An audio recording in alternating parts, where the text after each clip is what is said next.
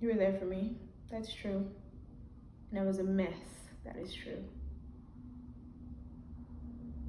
But be honest about the real reason you were there for me.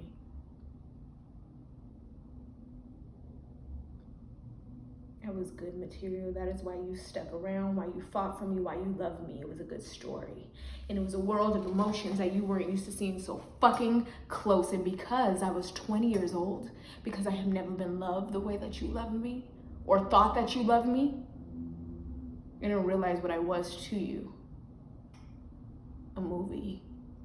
A fucking tragedy that you can continue watching as long as you were there for me. And tonight I watched the whole thing play out. So don't fucking pretend like it was a selfless act. It's literally the basis of your fucking art. And the reason why everybody is saying he's so brave, he's so fearless, he's so fucking brilliant. Tell me, Malcolm, how did you find the voice of the character Imani? How did you channel the voice of a young woman so well, so authentically? Well, Jennifer, that's a good question. I guess I just stole it, ripped it off. Not a literal theft, but a spiritual one. You're a fucking fraud, and you know it. That is why you didn't thank me tonight. All you can do is mimic a goddamn parrot, a goddamn cockatoo. God forbid you ever be alone and have to think up another original idea. What are you gonna write, Malcolm? This?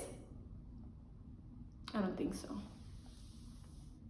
You don't have the balls, the gravitas, the fucking introspection to look at yourself and your flaws and your shortcomings and the fact that you may not be the next Barry Jenkins or Spike Lee, because those motherfuckers had something new to say, something true to themselves and their experience.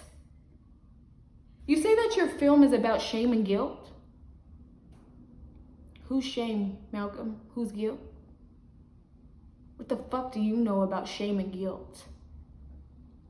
You have 2 parents, a college education, no bad habits besides being a fucking prick. Your mom is a therapist, your dad is a professor, your sister works for a fucking think tank in DC. But out here, on these streets, these smiling rich people think that you know what it's like to scrap. Think that you lived it. Give me a fucking break.